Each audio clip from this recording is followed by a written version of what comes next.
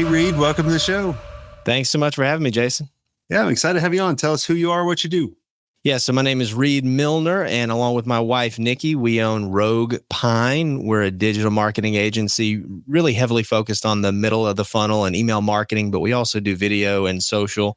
And we are based out here in Northeast Georgia, about an hour outside of Atlanta. I've been doing this for 10 years now. Awesome. That's great. I mean, we've been doing the podcast for 10 years, which, those 10 years just fly by really quick. So how did you get started creating your agency? This is a funny story. So I got started, I'll talk about how I got started in digital marketing, and that kind of lily pads over to the agency. So I was actually working with a family business. I was in high school. I want to say it was like 2007. And my uncle and my cousin was about to start running the business, and they brought me into their office and they said, "Hey, look, we understand that we need to be getting customers from the internet now, and you're the youngest person we know, so you need to figure that out for us." And so I said, all right. And I don't even know if they were, I don't know how serious they were, right? But it was one of those things where it kind of sent me down a path, and I was like, look, if I'm going to figure out some way to provide value and to build a niche for myself as a career path, then this seems like a smart thing to really figure out. So I actually started a business in college. It was a total failure, but it helped me to continue down that path of like, hey, there's this thing here. And I had a little bit of an aptitude for marketing and content. And so I did join up with a marketing agency, a larger agency out of college. I went to Emory University here in Atlanta, got on with a nice, good size agency. We did a lot of agency. Now they're called Marsden Marketing. They actually were sold a couple of months ago, I think. Ann Marsden, who was a huge influence on me back then. So I think they just sold the agency. Never heard of them. Solar Velocity was we sold in 2011 in Atlanta. Okay. And so I knew all those agencies then, but maybe they started after that. Could have been, yeah. So this was around the time where the Hubspot inbound marketing, the partner agency thing was huge. And so, I kind of went to the school of HubSpot in a lot of ways. That was like, I'd graduated from college, which taught me nothing about digital marketing in a formal sense, but going through a lot of those HubSpot certifications, believe it or not, were how I developed a lot of the initial, we'll call it like the terminology, right? The academic knowledge of digital marketing and of inbound marketing, as it was called at the time. And yeah, then I did that for long enough. And I started to pick up some, just side project work with some small businesses here and there. Another family business reached out to me and actually started working with them for free. As a matter of fact, they asked me to do some stuff and I helped them to build out their Facebook fan page at the time. And it worked so well that they were like, hey, if we gave you some money, could you do even more of this? And so that was actually how my agency began. Very nice.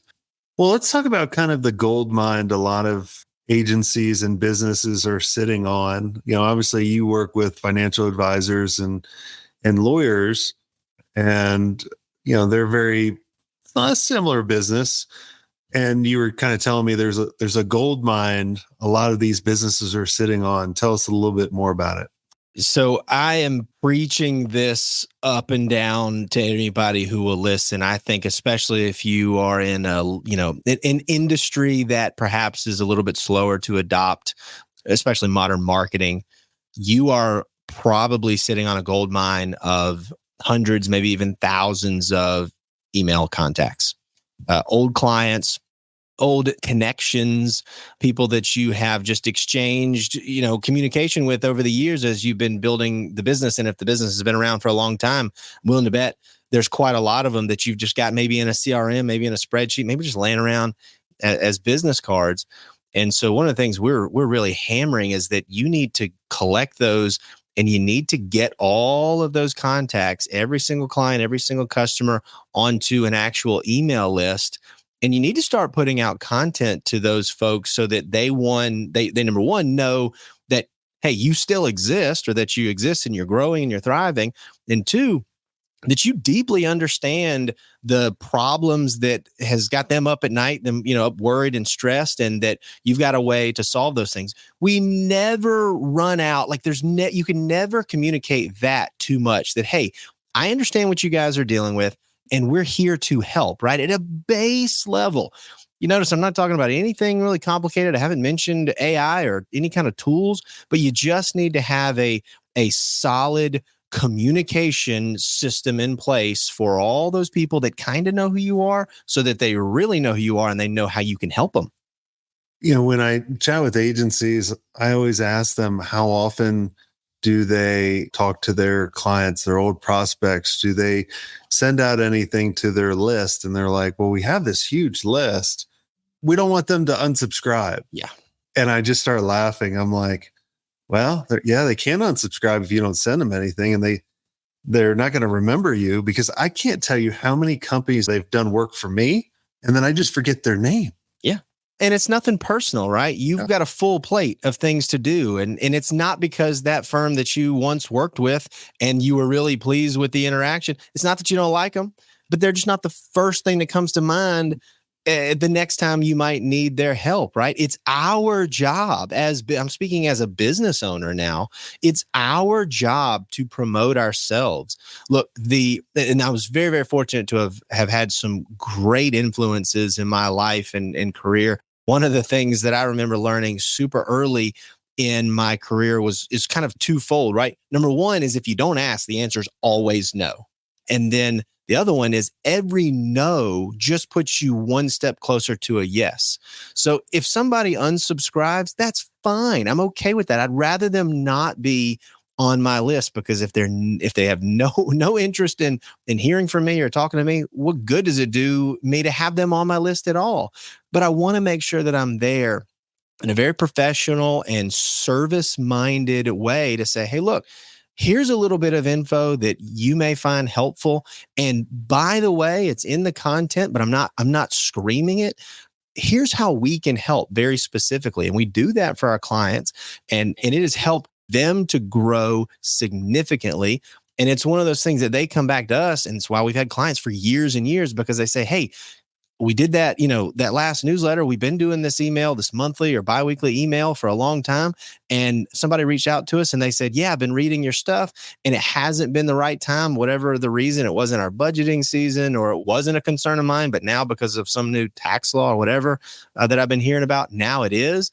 And so you guys were my first consideration. Didn't even think of anybody else, because you've proven to me time and again that you understand what I'm dealing with and you're the expert. So those are a couple of things that I just can't preach loudly enough.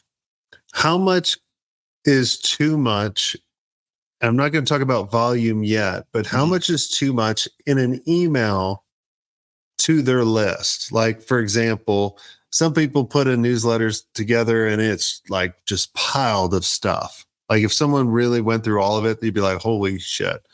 I've always been the mentality, and I've always marketed the way I wanted to be marketed to. I want to attract people kind of like me, like low attention, creative, kind of goofy, right? So like my weekly newsletter is really kind of like, hey, here's a really cool video for this. Like when this goes live, I'm going to say like, hey, here's the gold mine that you're sitting on that you might not be using right now. Check this episode out. How much is too much? So I'm going to steal this. This comes from, I think Sean Purry said this. If anybody listens and watches or listens to the My First Million podcast with Sean Purry and Sam Parr, Sean Purry says, there's no such thing as too long, just too boring. And I love that quote, because I have seen and I subscribe to newsletters that if you really went through it, the entire thing would take you an hour to go through. It's that deep and it's that much content. Now I'm like you, man, I don't have that kind of attention span, right? But I don't mind skimming through that, because there's so many nuggets that are in a lot of those. Now, if it's totally useless, it can be one paragraph. And that's too much. That's too much. That's of no interest to me. Again, I have seen them all over the place. We kind of have a sweet spot that we feel like is a good place to start. We recommend 3 sections in a newsletter if you are either just getting started or if you're really trying to establish that consistency. I like to have an original content section, a curated section, and then I'll just call this kind of a highlight section, whether that's highlighting a case study whether that's highlighting a client situation that you helped solve, or it's highlighting a product or service. We do a lot of work in the SaaS space and the software space. So sometimes we'll use that section to highlight a feature of our client's platform.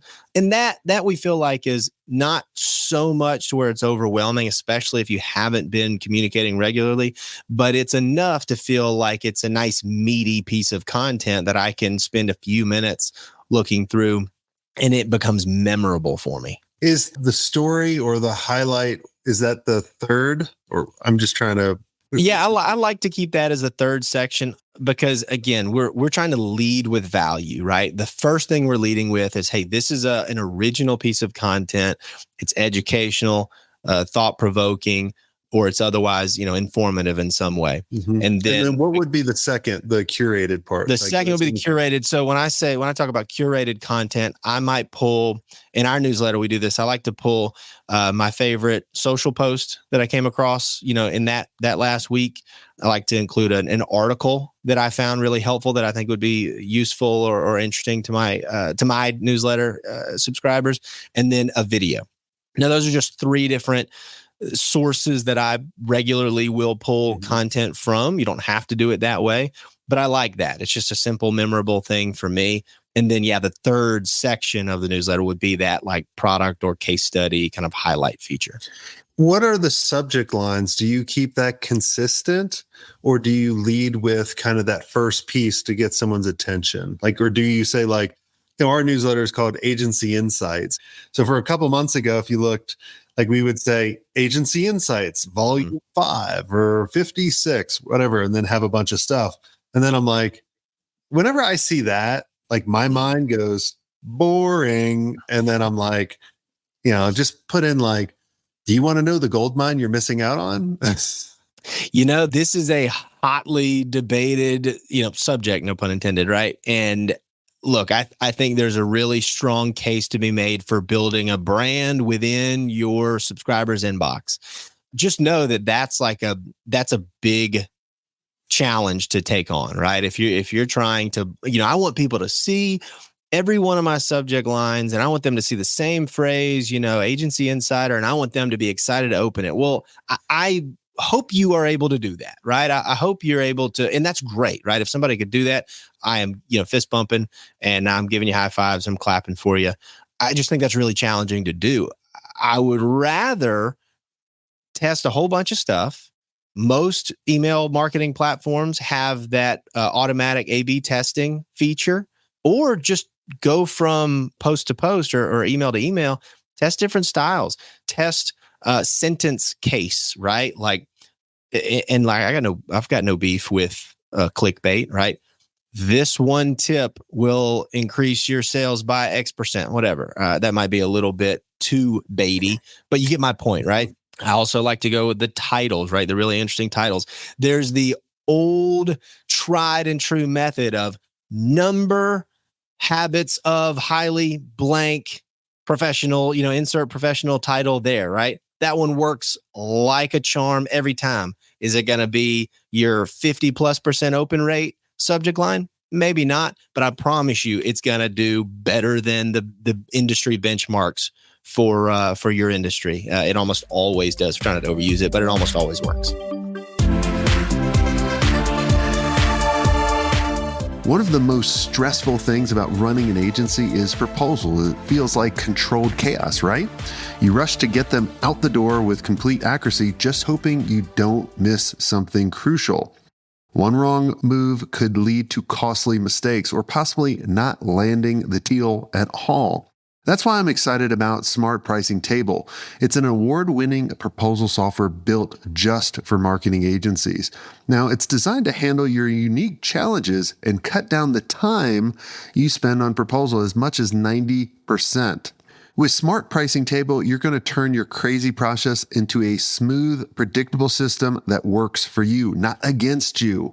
Oh, and by the way, the creator is a former agency owner and a past mastermind member, so you know Smart Pricing Table is built with the right strategies behind it. Say goodbye to the proposal stress and hello to confidence. Go to smartpricingtable.com/smartagency to see if this is the missing piece your agency is looking for. Plus, just for the listeners, schedule a demo and get half off for the first 2 months. Check out smartpricingtable.com/smartagency.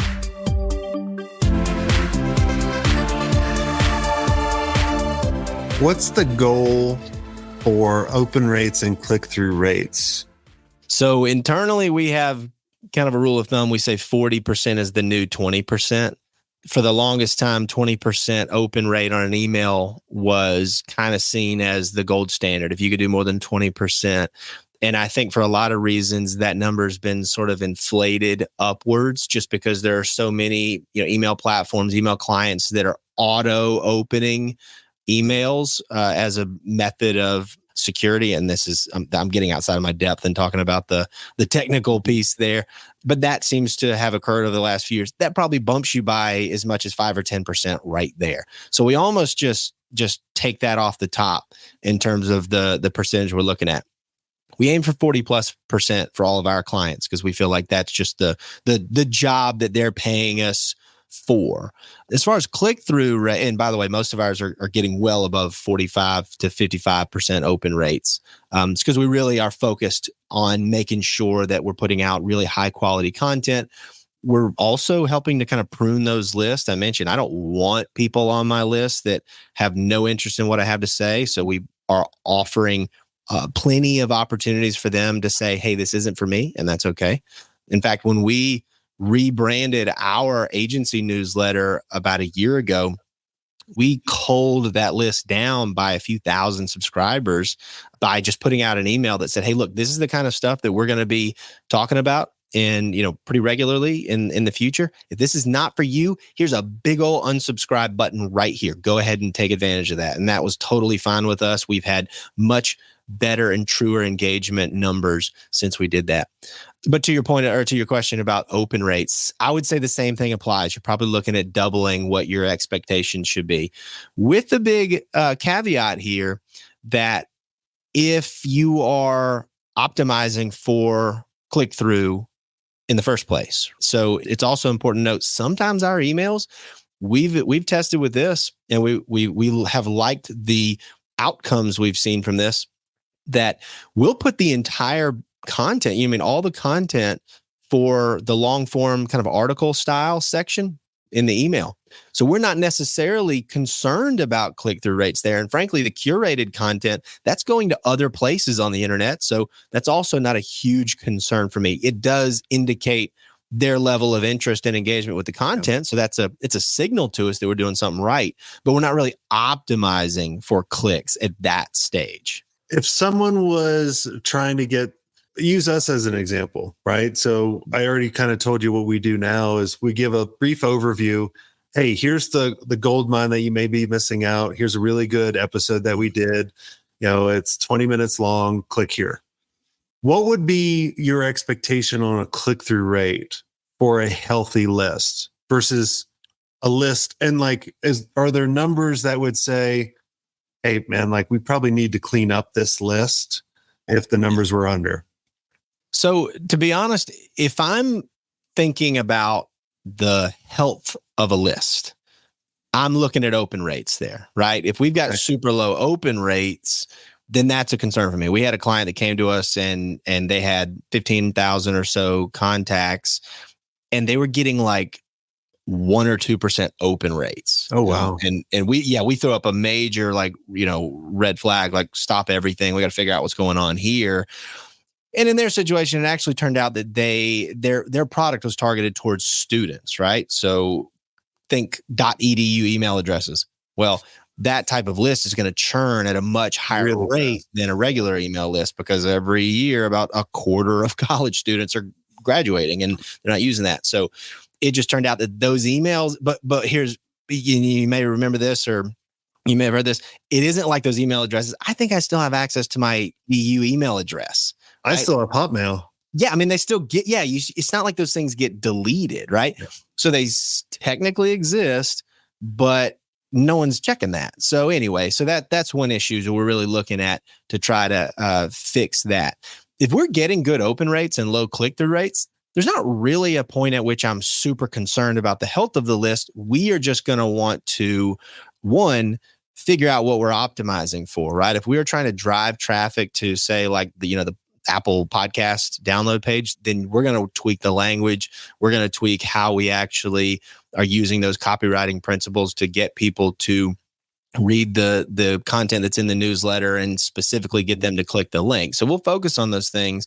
But again, if the open rate's good, I'm not really concerned with the health of the list, but I do want to spend a lot of testing time on, buttons and, length of the email and all that kind of stuff so that we're getting the type of click-through rates that we want. That's really interesting because I always thought the opposite. Like I always thought click-through rate was more important rather than open rate. But you think, why do you do a newsletter? To stay in front of someone, dummy. And if they're at least reading it, you're doing that job. And then the plus is if they click.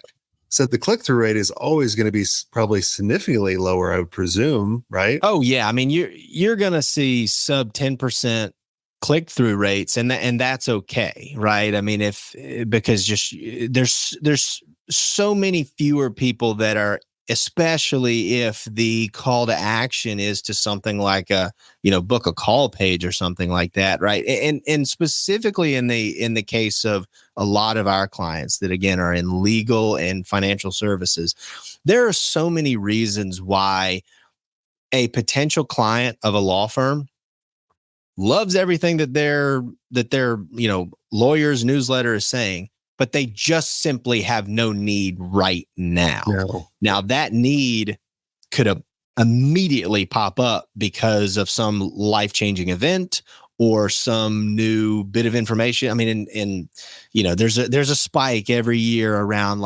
tax prep season and income tax season, right? And then in the financial advisory world, wealth management world, whenever there's a huge, bit of news or correction in the market or spike in the market, they'll get a big spike.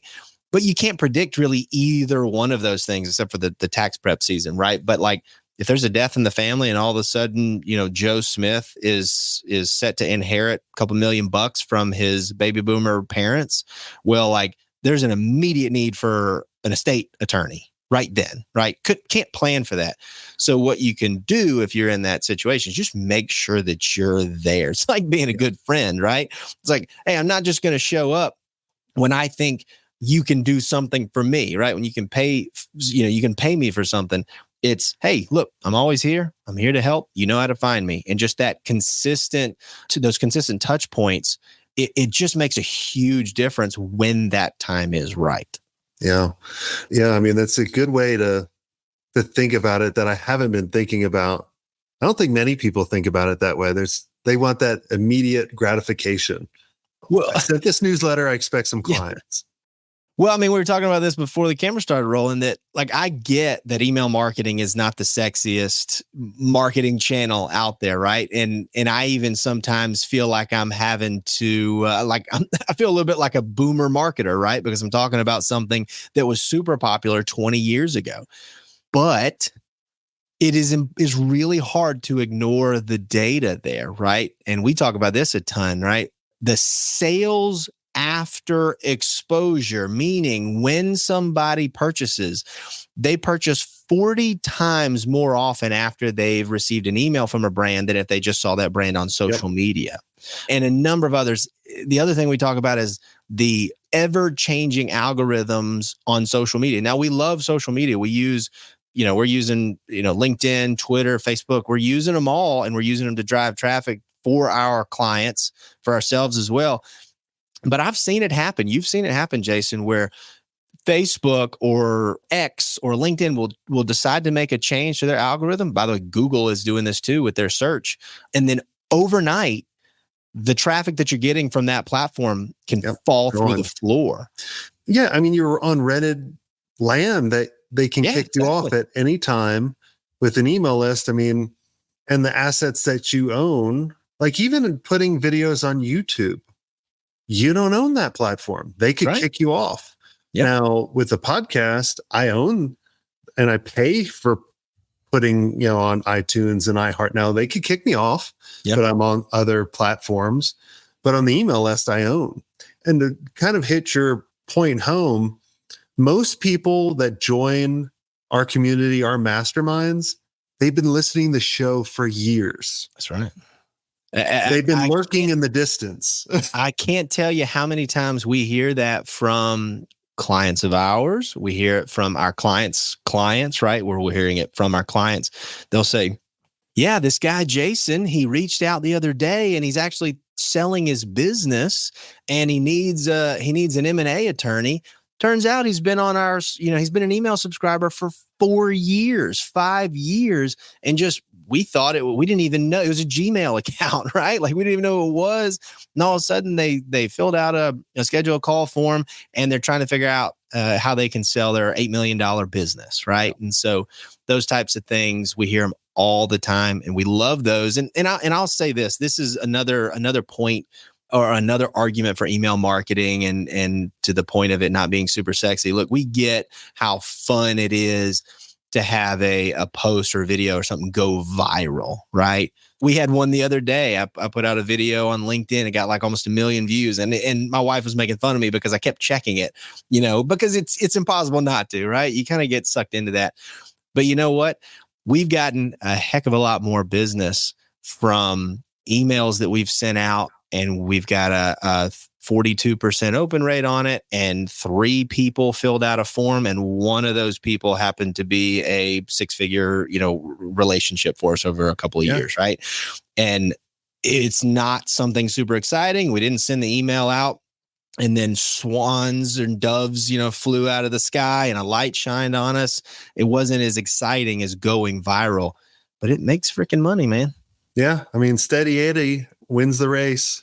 You just got to be patient and just keep doing it and just stay in front of your clients. So, well, Reade, thanks so much for coming on the show. And for all of you guys listening, if you guys want to be a part of our community, make sure you go to agencymastery.io, check it out, and we can have a conversation and put you in contact with some of the best agency owners out there and learn their strategies, and then share back and forth and create the best relationships, because, you can always go farther with a group of like-minded people rather than, you can do it faster, but I like to do it farther and faster at the same time. So until next time, have a swanky day.